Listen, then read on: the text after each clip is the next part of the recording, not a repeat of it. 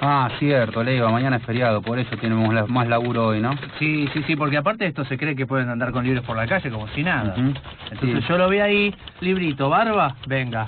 No puede quedarse. Por favor, caballero, ingrese. A su derecha tiene tinta para ir mojando sus dedos. Vaya apoyándolos aquí en la hoja que le alcanza a Leiva. Esa no, la otra. Ah. Y bueno, por favor, dígame su nombre completo. Juan Manuel Rapacioli. Manuel, anota. Manuel. Sí. Manuel Rapa. Bueno, ¿Rapa cómo? Bueno, Rapa. Rapa, Sí. Rapa. Después lo buscamos Rapacholi, mejor. dicen algunos. Rapacholi. Algunos dicen así. ¿Sigue existiendo la Che? Sí, ¿Como dicen que letra? sí, dicen que sí. Por favor, Rapacholi, dígame entonces, primer libro que haya leído. Primer libro que haya leído, disculpe que estoy un poco nervioso, pero me sacaron de la calle y venía bien leyendo el Instagram. Puede ser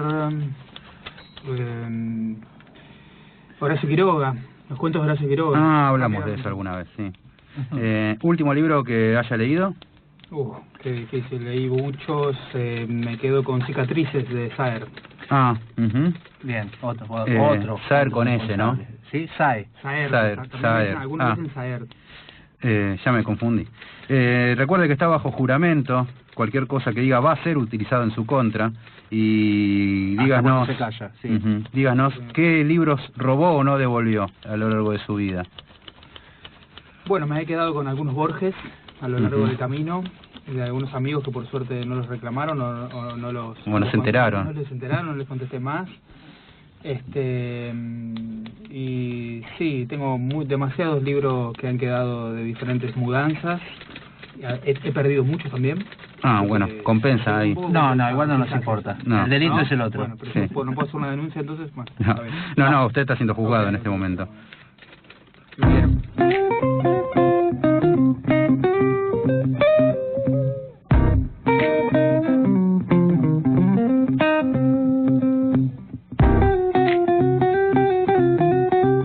Y hace su ingreso entonces Juan Manuel Rapacioli, ¿cómo es en definitiva? Rapacioli normalmente, pero mucha gente se empecina en decir Rapacholi y bueno, como es un origen italiano que va por diferentes lugares. Porque parece que le da clase, ¿no? Claro. Sí. Le da clase a quien lo dice, no al nombre en sí. ¿Viste? Yo ya dejo que cada uno más o menos como se sienta cómodo. Bueno, Juan, pasaste el cuestionario tranquilamente, Bueno, veo. perfecto. Sí, me olvidé de decir, El proceso era un buen libro para mencionar como fundador y que ya daba con el tema, ¿no? Ah, mirá, Digamos, ya que el estoy proceso, condenado. claro, sí, hubiera sido genial. Sí. Ahora, qué cara para decir que el primer libro que leyó es El proceso, ¿no? Sí. Nunca una Condorito, nunca. Arrancó directo con Kafka el tipo. ¿Cómo andas, Juan? Bien, muy agradecido por la invitación. ¿Cómo Así que estás gracias. viviendo, digamos, lo que pasó con tu libro? ¿Cómo? Muy contento, la verdad que superó expectativas. Bueno, es como es el tema de la escritura, hay un plano solitario que dura un determinado tiempo y después uno tiene esa pulsión de querer compartir, querer recibir alguna lectura. Algunas de esas lecturas a veces están esperadas, de gente que más o menos a uno en el radar tiene o le importaría que le leyeran, y eso fue bueno, pero también eso es interesante cuando se quiebra eso y aparecen otras lecturas de gente que uno no conoce, sí, que no esperaba y también que por ahí no conoce, o que aparecen y te dicen, che, qué bueno esto, o esta es mi lectura tal, o incluso lecturas que iluminan zonas que uno no había pensado o pensado muy claramente o buscado. Bueno, eso es lo más interesante, me parece, de... En este caso, ¿es tu primer libro? Sí. ¿Cómo? No. ¿Es tu primer libro? No es el primero. Hay un libro anterior por la misma editorial del 2015 que se llama Dispersión. Sí. Y también publiqué un libro de cuentos en el 2009 en Mar del Plata, donde soy yo. Se llama La estratagema de la libélula. ¿Cómo? La estratagema de la libélula. Un libro de cuentos. Enroscado el nombre. Sí, era como en esa época era como una pulsión de ¿no? un poco ambiciosa la cuestión. Claro, la cosa barroquista que uno le saca cuando... Y después están otras cosas inéditas, pero bueno, este sería el segundo de poesía publicado aquí por Buenos Aires Poeta. Sos escritor, también periodista. Sí. Estás laburando en Telam, ¿no? Sí, hace un par de años, ya hace unos 7 años. ¿Y cuándo te decidiste, cómo fue tu ¿Cuándo te diste cuenta que vos querías escribir? ¿Qué es lo que te pasó cuando dijiste voy a ponerme a escribir literatura? ¿En qué momento te decidiste? ¿A razón de qué? Bueno, me parece que tiene mucho que ver en principio con la lectura, ¿no? Con esto que hablábamos antes, ¿no? Tiene siempre, recuerdo siempre o por lo menos recuerdo desde hace muchos años el tema de leer como algo muy gratificante y también muy incentivado por en mi casa, la biblioteca, mis padres. Sí. Eso siempre estuvo muy presente, el tema de la lectura. Me gustaban mucho los cómics. Ah, bien. Me gustaba... ¿Qué empezaste leyendo de cómics? Yo porque también leí muchos cómics. Y sí, me gusta mucho. O sea, primero arrancaste en Marvel, DC. Claro, arranqué con lo tradicional y después me rompió la cabeza todo lo que tiene que ver con Alan Moore. Bueno, una locura. Gaiman. Claro, sí, a Neil Gaiman lo leí menos, pero siempre me están diciendo que en el mismo punto, voy a aprovechar para decir que siempre me están diciendo que lea Sandman. Sí, por Dios. No lo dije, me lo vas a decir vos ahora. Claro, sí, sí. No, claro. Pero bueno, en general el cómic fue algo que... Y después hubo una relación muy fuerte con el cine, que es lo que yo me fui a estudiar a La Plata. Bien. Y que siempre está ahí presente, el cine, el lenguaje cinematográfico más que el cine, ¿no? Porque acá en tu libro Vidrio justamente hay muchísimo de cine, de cine. Hay mucho Cohen, muchos hermanos Cohen. Seguro. Sí, me muchas gusta cosas todo morbosa, sangre, totalmente. Cosa. Es algo que me interesa mucho y me interesa mucho cómo ese lenguaje hoy en día también se puede apreciar en las series, ¿no? Digo, no es que está solo restringido a un género, ¿no? Digo, me interesa pensar esas cosas como lenguajes, ¿no? Algo que también pasa con la poesía, que no solamente está restringida para lo que significaría un libro de poesía, sino para cualquier producción cultural que puede contener lo que uno entiende como poesía, ¿no? Claro, que sería como las partes poéticas. El cine tiene unas partes, digamos. Sí, lo poético del cine. Sí, el cine de Tarkovsky, bueno, es poesía, digo, claro. Me parece, ¿no? Digo, ¿sabés qué? Mirá, las imágenes que a uno le surgen, ¿no, Mati? ¿Viste cuando te vas hablando? Sí. Y te dije los hermanos Cohen, me imaginé No Man's Land, ¿viste? Y vine por ese lado con el libro y me fui inmediatamente, cuando hablaste de series, me fui a True Detective. Sí, claro. Y True Detective tiene unos planos que son cuando se ve el pueblo inundado por el Katrina, ¿no? Claro, y vos ves eso y como si fueran esas venas del pueblo que van corriendo entre agua, y son imágenes sueltas que no hacen a la narración, pero hacen a la poética del lugar. Totalmente. Esto es belleza pura. Sí, totalmente. Bueno, el que lo lleva al extremo es, por supuesto, Lynch, ¿no? Que bueno, hizo en su momento Twin Peaks, pero ahora lo que hizo ahora, esta última etapa que hizo, bueno, me parece que lleva al extremo esto, ¿no? Una poética en la que vos decís, bueno, acá no importa demasiado una narrativa, acá lo que está importando es otra cosa. Claro, eso. Está pasando algo más que tiene que ver con lo estético, con la forma, ¿no? Y con los sentidos, y con los muchos sentidos que algo puede tener, ¿no? Habías nombrado a Saavedra, a Borges, y en poesía, ¿qué fue lo que te enganchó? ¿En qué momento dijiste voy a empezar a escribir poesía o me meto en este berenjenal que es realmente muy complicado, ¿no? Escribir poesía? Sin duda es lo más, tal vez lo más difícil, que hay en lo que es la literatura, ¿no? Pero es más, viste que casi está considerado de alguna manera aparte. ¿no? Ese es un debate. Literatura y poesía, no es un debate que a mí es un debate extraño, es interesante algunas ideas al respecto.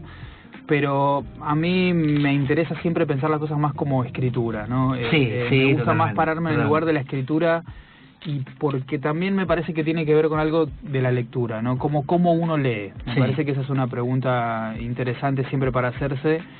Y cómo uno leía, o sea, cuando uno ve que Borges leía la filosofía y la leía como un relato fantástico, entonces, o Sader mismo, que es un novelista que claramente es un poeta, o sea, ese tipo de cosas me interesan más. O Netti, claro, ir a pelearse en la narración, en la manera de narrar. Claro, me interesa más cómo se puede trabajar, cuáles son los recursos, procedimientos, o cuál es el tono que se le puede dar a una escritura que vaya más allá de la idea de los géneros, ¿no? Pero bueno, después claramente hay, como respondiendo a tus preguntas, digo, obviamente hay poetas que se pueden llamar así, y que están recordados así, que claramente me han marcado. No sé, puedo hablar de Lorca, que me rompió la cabeza, Lorca, o bueno, no sé, Vallejo mismo, Pessoa, digamos, los Machado, claro, vamos con esos bestias.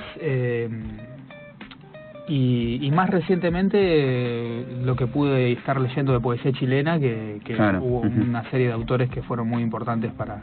Pero Latinoamérica es muy de poetas, ¿viste? Es muy poderoso. Sí, Argentina es muy de narradores, pero Latinoamérica es de poetas. Sí. ¿No? Y es todo, como una dicotomía muy grande que y sobre todo Chile, que Chile, por alguna razón...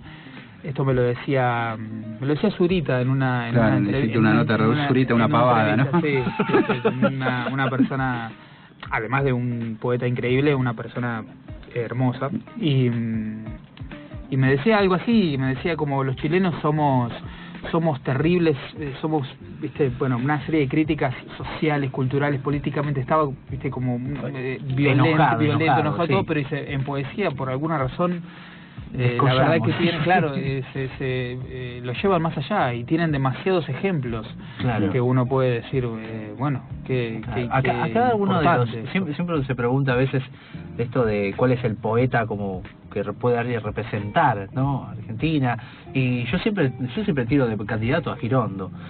Me parece que Girondo es como, ¿no? Bueno, Girondo, como un gran poeta. Girondo es un poeta muy interesante, y quizás también incluso para un momento de la vida. Yo recuerdo que en un momento de mi adolescencia fue como muy interesante y fue, ¿no? muy liberador. Fue como pensar poder abrir el terreno, digamos, de alguna forma de la escritura a una libertad de decir se pueden hacer otras cosas. Claro. Ya no es por ahí lo que más visito, pero en su momento fue como algo interesante. Interesante, sí, jugarlo desde ahí. Bueno, vemos que estamos delante de un poeta, un escritor, que alguien que tiene mucha idea. Tenemos acá a Juan Rapacioli presentando su libro Vidrio, de editorial Buenos Aires Poetry. No sé si tendrá que ver, después vamos a preguntarle a Juan. Ya te acabamos de borrar, ¿viste? Bueno, cuando volvemos a sacarte del vidrio... sigo tomando birra. Sí, dale, seguí nomás.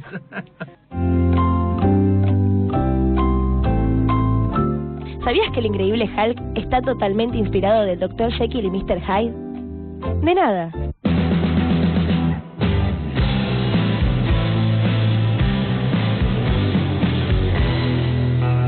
El sonido y la furia, llenándote de datos al pedo.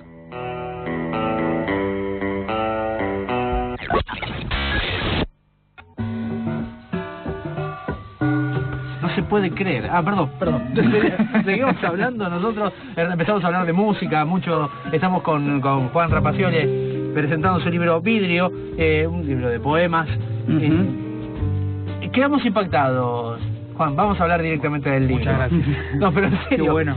Porque dijimos, veníamos leyendo también, cada uno vive la poesía de una manera diferente. Sí. Es muy fuerte lo de la poesía porque tiene mucho componente subjetivo y a la vez uno le puede poner la parte, digamos, objetiva del análisis, de las herramientas que uno analiza, pero de última siempre te pasa algo, te tiene que pasar algo, ¿no? Claro, una interpelación. Claro, algo te tiene que pasar. Y empezamos a decir, pero esto es buenísimo. Qué bueno. Dijimos, la vez anterior, con la poeta anterior que vino, mirá, estamos teniendo como una seguidilla de programas de poesía, dijimos, ¿qué nos está pasando? Porque no estoy entendiendo, dijimos. Nos pasó con Tamara, nos pasó, dijimos, ¿qué nos pasó? Y la llamamos para venir a hablar porque hay algo que nos está pasando a nosotros que no estamos entendiendo. Claro. Y empezamos muy bien estuvo, ¿entendés? Porque fue una mirada de mujer desde otro lado, nosotros hombres desde este lado, no entendíamos un montón de cosas, ¿entendés? Y reinterpretarlo. Claro. Con el tuyo fue un golpe inmediato. Claro, y bueno, sí, tiene un poco el mecanismo del golpe, ¿no? El libro está un poco sostenido en esa idea, ¿no? Del impacto. Es evidente, lo primero que a mí me llamó la atención fue, obviamente, los hilos que hace la estructura de todo el libro, ¿no? Yo que soy bastante estructuralista, digamos, encuentro las repeticiones y las insistencias en cada uno de los poemas y cómo se van repitiendo los lugares, los ambientes, ¿no? Claro, entiendo. ¿Cómo hiciste para juntarlos? ¿Todos salieron en un solo tirón? Claro, o sea, ya el título Vidrio, por ejemplo, ¿cómo aparece el vidrio y la temática alrededor del vidrio? Bueno, tiene como, de alguna forma el libro tiene varios orígenes o varios momentos que lo fueron originando, ¿no? Por un lado está el hecho de que hace bastante tiempo estoy escribiendo una novela, que estoy intentando terminarla, estoy intentando terminarla hace bastante, pero eso pasa bueno, con las novelas. A veces, viste, le meto, me cuelgo, bueno, pasan determinadas cosas. Pero bueno, es una novela que tiene bastante en el centro la cuestión de la violencia, la venganza, la amenaza, la traición, que son un poco los temas que están tocados en el libro este, ¿no? Bueno, en un momento de la escritura de esta novela, algo del registro se me empezó a correr y hubo como una necesidad de escribir en otro registro, que es el registro poético, digamos, casi, ¿no? Un desprendimiento en el plano de la escritura, un spin-off, claro, digamos, llevado. Pero bueno, obviamente eso derivó a este tipo de formato. Obviamente no es que se trabaja la novela, no es que la novela está contada en verso, esto es como está inspirado o por lo menos surge de ahí. Y al margen de eso, o en paralelo a eso, estaba la cuestión del vidrio como una palabra que me empezó a resonar mucho y me suelo poner obsesivo con algunas cosas. Y con algunos, en algunas cosas en el plano del lenguaje también me pasa eso mucho en la lectura, como que hay ciertos temas o ciertos conceptos o puede ser una palabra, como en este caso, que se me vuelve un poco obsesivo y siempre la estoy como rastreando en las propias lecturas, ¿no? Y esto me había pasado en el libro anterior, que es Dispersión, que la idea de la dispersión se me había vuelto un poco obsesiva y bueno, terminó ordenando los poemas que salieron en ese momento. Y bueno, acá estaba el tema del vidrio que me empezó como a interesar desde sus diferentes sentidos, si querés, ¿no? Como bueno, obviamente... Pero vidrio es casi onomatopéyica. Claro. Sí, no en castellano, no, en inglés sucede fantásticamente bien. Preguntale a Salinger, ¿no? Que jugaba con el nombre Glass. Claro, Seymour Glass, ¿no? Qué sé yo. Había cosas que me interesaban, bueno, por supuesto la cosa violenta del vidrio molido y el estallido y lo que se quiebra, pero también la idea de la transparencia, de lo que se deforma, del vidrio esmerilado, de poder ver a través, de algo que también te tapa. Hay algo que haces como paralelos en las imágenes y en las recurrencias que tienen los poemas, que tiene que ver con el vidrio, por ejemplo el hielo, y los pones en paralelo, ¿no? Sí. Todas las superficies que se quiebran y que son transparentes y se quiebran, como que van en el mismo plano, ¿no? La sangre a la vez también, nieve, hay un montón de cosas mezcladas. Te digo, ¿tú sabes que el primer párrafo, la primera estrofa que leí es de uno de los poemas, como para que la gente se dé cuenta por qué me chocó, que se llama El Testigo? Sí. El Testigo. Yo voy a leer solamente la estrofa que leí así de choque. Abrí el libro y leí eso. Sí. Así, decía: lo vi trabar la puerta, levantar las piedras, juntar los cadáveres en la nieve desierta, cortar los leños en la nieve desierta, hacer el fuego en la nieve desierta y arrojar los cuerpos en las llamas azules. Tranquilamente podría ser un poema aparte. Claro. ¿No? Porque venís con en la nieve desierta, en la nieve desierta, en la nieve desierta, en las llamas azules. Claro, y te vas para ese lugar. ¿No? En las llamas azules. Aparte tirás los cuerpos, ¿no? Ya la nieve desierta del vacío y la llama está cargando todos los objetos que no hay. Digamos, el vacío está en la nieve y en el fuego está todo lo lleno, que está llenado con cuerpos. Es lectura muy interesante. No, es muy tremendo las diferencias que vas haciendo, y por eso digo, hay un trabajo muy fino de la escena y a la vez de las imágenes que transcurren, que arman la escena. En el plano de la escritura, es verdad que en un momento fue como bastante rápido como salieron algunos de los poemas, otros bueno, salieron en otras ocasiones, o por ahí algunos los trabajé más, pero hubo como una serie que se puede ver, viste, que hay como personajes que se repiten o que están contados de diferentes puntos, que hubo como, bueno, en un lapso de 3 meses fue como bastante todas las noches algo de esto salía en ese orden, porque de alguna forma ya estaban ordenados en esta estructura previa que tenía que ver con la idea de lo que irrumpe, de lo que amenaza, de que también, bueno, algunos lectores, de los primeros lectores y lectoras del libro me hicieron esta observación del plano de lo policial, ¿no? De cómo está el tema de lo policial, como que hay algo que que puede ser ahí un misterio, una narrativa, de algo que sucedió, sí, y se intenta recomponer, ¿no? a través del libro. Y después hay un hecho que también tiene que ver con el origen, que es interesante para contarlo, que siempre lo cuento, y que tuvo una implicancia inesperada. Fue en un encuentro con el poeta Mario Arteca de La Plata, es un gran escritor. Bueno, que es el autor del prólogo. Es el autor del prólogo. Que aparte analiza el libro. Analiza el libro de una manera. Es un prólogo. Analiza el libro de una manera brillante. Él es un autor brillante. Se los recomiendo mucho. Y también como para que lo inviten. Y lo que sucedió fue que en un encuentro, ameno, de ir a conocer a alguien que uno admira y que te tomas una cerveza en un lugar de La Plata y estás charlando y te estás tomando algo y estás recomendándote libros o estás hablando de lecturas, como estamos hablando ahora, en ese contexto, en un café, en una esquina, enfrente de la Plaza Rocha, estábamos hablando y un botellazo rompió el vidrio que teníamos al lado nuestro. O sea, ¿qué dijo? ¡Cállense! Le gritaron. Claro, sí, ahí vino alguien, dijo, basta, bueno. Vayan a laburar, poetas, le gritaban de fondo. Un trabajo en esto. Y bueno, claro, una situación de violencia que pasó afuera entre el dueño, una mujer, algo que no pudimos ver bien. Lo único que pudimos ver es que una botella entraba, astillaba el vidrio, rompía todo, o sea, apenas ponerle que nos astilló mínimamente esos vidrios, pero bueno, después, ¿viste? Nos fuimos y tuvo una conmoción y ¿cómo resolvés ese momento? Te tenés que ir, haces toda una situación. Después, claro, volviendo, esa imagen, ese momento, digamos, que uno tiene como de confidencia, de seguridad, ese tipo de estructura que uno forma en un lugar de placer, un pequeño sistema de placer, claro, se ve se ve interrumpido por algo que irrumpe, violenta, modifica. Entonces eso fue algo que resonó mucho en mi cabeza durante el regreso de ese viaje y que fue clave para el tema del libro, que de alguna forma es un libro que trata también de hablar mucho de eso, de cuántas cosas hay seguras, cuántas cosas hay de alguna manera armonizadas o falsamente armonizadas, o que uno tiene una estructura y que con determinados movimientos, determinadas acciones o determinadas cosas se pueden ir al carajo, ¿no? Se derrumban, algo irrumpe y lo violenta todo. Bueno, algo de la amenaza en ese orden está puesto ahí, ¿no? Claro, algo de eso es lo que dice Arteca en el prólogo, la idea de que eso es la interrupción de la literatura. Claro. ¿No? Como un libro irrumpe en la literatura, claro, sin proponérselo, en realidad aparece. Claro. Y es que en realidad es así. Es lo que te puede pasar en la lectura. Cuando te lo propones no pasa nada normalmente. Claro. Voy a ser el boom. Pero en poesía pasa eso. Todos quieren hacer la irrupción más grande, claro, ¿no? La revolución de la literatura. Y ya la hizo Quevedo. Te dedicaste a escribir. Ya lo hizo Quevedo. Sos muy malo.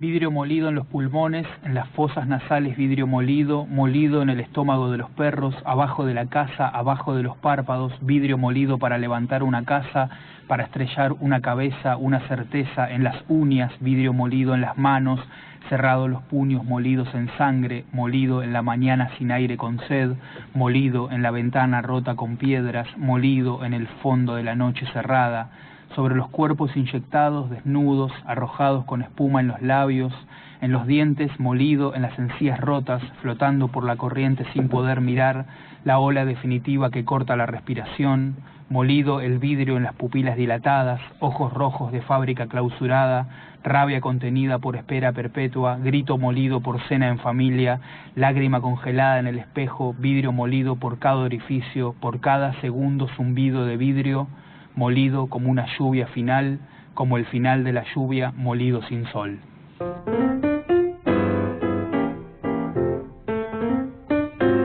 Les recordamos, estamos con Juan Rapacioli presentando su poemario Vidrio, y si quieren comunicarse con nosotros pueden hacerlo al 1167103758, 1167103758, para comentar lo que les haya parecido hasta ahora y para decirnos directamente qué potente lo que acabamos de escuchar, viejo.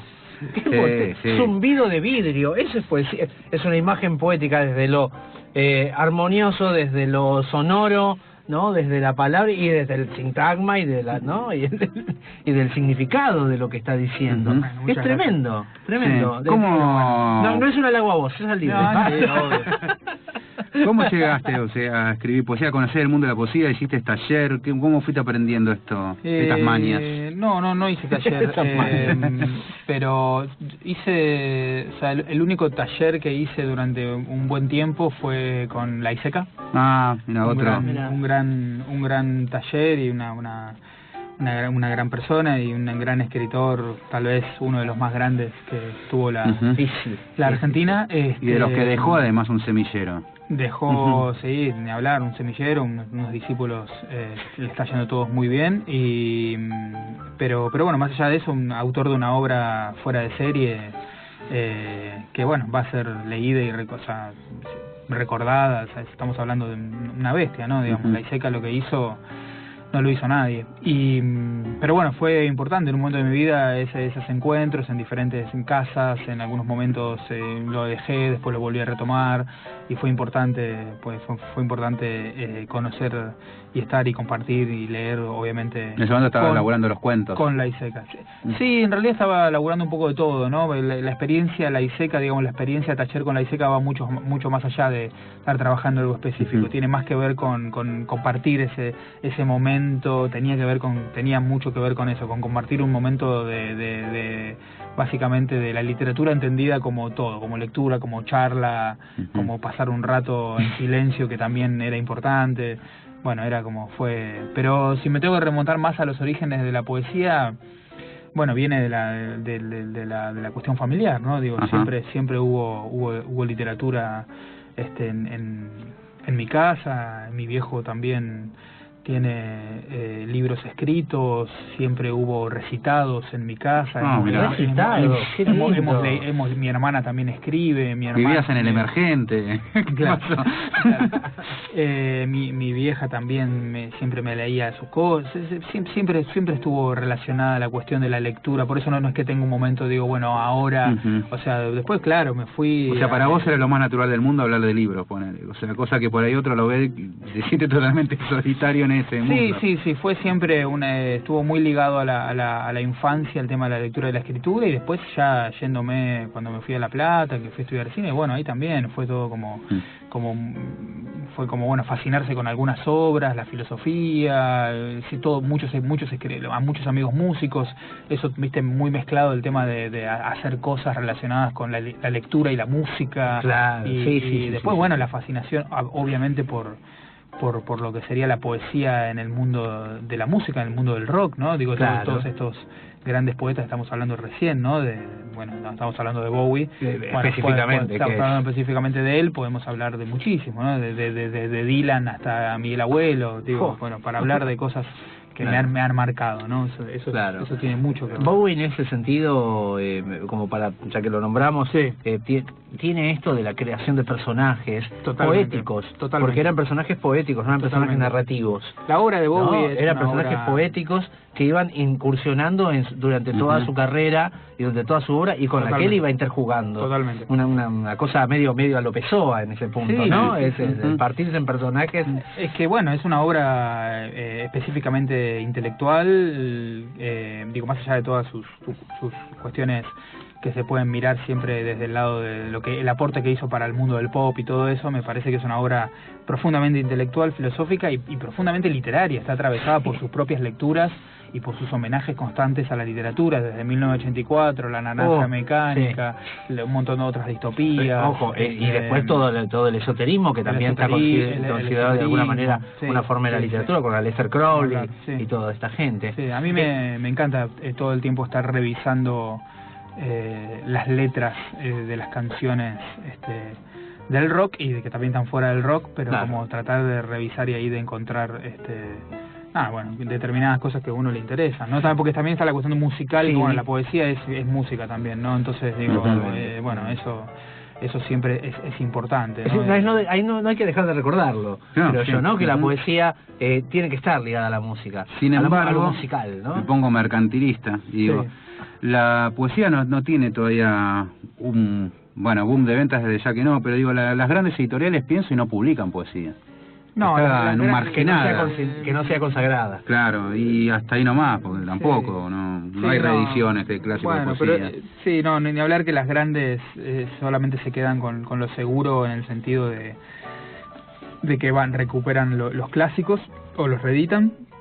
O se está vendiendo más, tal vez en este momento se está vendiendo más poesía en el terreno de las medianas y de las chicas, ¿no? De las editoriales independientes, ¿no? Como que hay como hay algo que está pasando ahí de mucha gente que se interesa por eso, pero en general nunca ha sido un género comercial.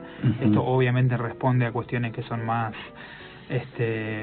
de política cultural que de lectura, ¿no? Digo, eso tiene más que ver con otro tipo de que, bueno, por qué la novela es el gran género que lo fue por lo menos en el siglo XIX y en el siglo XX empezó a decaer, y qué se hizo para eso, lo que pasa con la situación del cuento, que también es muy particular, y con la poesía, que bueno, obviamente tiene una relación muy conflictiva con lo comercial, que me parece que le da como... Eso le da algo, bueno, viste, es un bajón en el plano mercantil económico, también le da cierta libertad y cierta autonomía y cierta... Nada, se para en un lugar que no necesita un lugar de ser condescendiente con el dinero, digamos. No diría de inutilidad, pero como de improductividad, que genera como es un lugar raro. Esto lo analiza muy bien el poeta peruano Mario Montalbetti. Es un bestia, es un genio, es un gran ensayista. Bueno, él analiza muy bien también esta cuestión de el camino del entretenimiento, el camino de la ficción.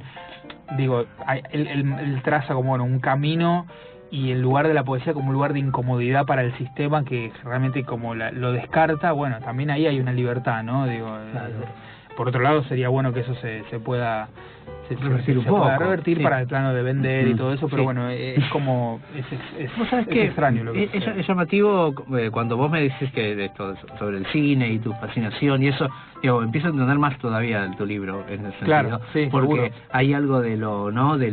Cuando hablamos de las figuras que forman los poemas, tienen que ver los perros, ¿no? La nieve, el ambiente, ¿no?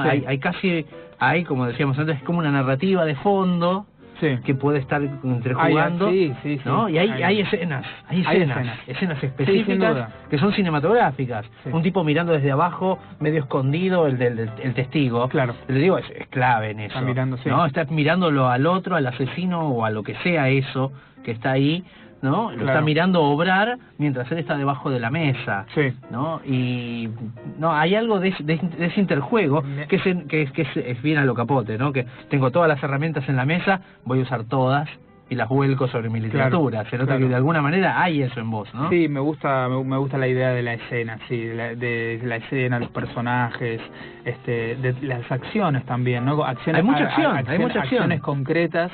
Que hay menos contemplación hay mucha acción en tu poema. Me interesaba la idea de la acción concreta, que bueno, que puede denotar eso mismo que está pasando, pero que también puede ser puedes tener otro sentido si lo miras de otro lugar, porque también tiene mucho eso, juega con cosas que suceden desde diferentes ángulos, ¿no? Y que pueden estar contadas desde diferentes puntos. Claro. Y después está esta cuestión que decís del mundo del mundo natural, el mundo del paisaje, que también me llama la atención. Y que recuerdo que en la presentación del libro un amigo y gran escritor, Jorge Consiglio, están todas las presentaciones de Consiglio. Ahora voy a mencionar otro también. Sí, divino, todos trabaja de eso. Todos lo queremos a Consiglio. Y él observaba una cosa que yo no la había observado tan claramente, que es él decía que había algo de las ficciones de Jack London también en el sentido de trasladar los escenarios a lugares deshabitados, naturales, donde está la cuestión de la intemperie y la amenaza, ¿no? Como lugares que obviamente me atraen por una cuestión que hablábamos recién de cinematográfica, ¿viste? Como el bosque y el lobo en la puerta, como el lobo en la puerta. Claro, ese tipo de cosas, pero que también como son lugares donde también justamente se aleja del mundo civilizado de alguna forma, ¿no? Como hay algo de eso que me pareció interesante. Y en estos juegos que vas haciendo, hay mucho de la textura y de lo que tiene que ver con los sentidos, ¿sí? Que se nota y que viene por esta idea del vidrio y el rechillido y la nieve, ¿no? Parece que estás paladeando todas las cosas. Claro, claro. ¿No? Hay algo de ese manejo en vos, de eso. Entiendo, sí. Es de alguna forma también, bueno, es como... hay una búsqueda también que tiene que ver con esto de la repetición y los personajes, bueno, como que... me importaba, en un momento me empecé a dar cuenta que me importaba bastante que fuera una ficción y que tuviera las marcas de la ficción, ¿no? Bien. Como que quería separar un poco o alejarme un poco de la poesía confesional, ¿no? De la idea entendida la poesía como algo específicamente confesional, que justo estamos en una época que eso ha vuelto a tener como un, por diferentes motivos que se podrían charlar, ha vuelto a tener como un lugar, ocupa un lugar central, ¿no? Como porque la poesía se la entiende directamente como una expresión o una confesión subjetiva de la y como que me empecé a pensar y dije, me gustaría, o sea, me venía más atrayendo la idea de pensarla también como, ¿por qué no?, como ficción, ¿no? Más en esa línea y no quiero dejar de mencionar un libro que fue clave en esto, o sea, que me rompió la cabeza y que me hizo pensar eso, fue un poco la ciudad de Gonzalo Millán, que fue es un poeta chileno. Este libro fue uno que me lo recomendó justamente Zurita, y que es un libro realmente tremendo, siempre lo estoy recomendando y que rompe la cabeza, y bueno, es tal vez uno de los más emblemáticos en esto de contar, o narrar, pero no narrar, la irrupción del tema del golpe de Estado de Pinochet, pero bueno, desde la ciudad, ¿no? Desde la transformación que puede sufrir una ciudad, lo que hizo ahí Millán es asombroso realmente. Bueno, te agradecemos entonces, Juan. Vidrio, de Juan Rapacioli, editorial Buenos Aires Poetry. Muchas gracias.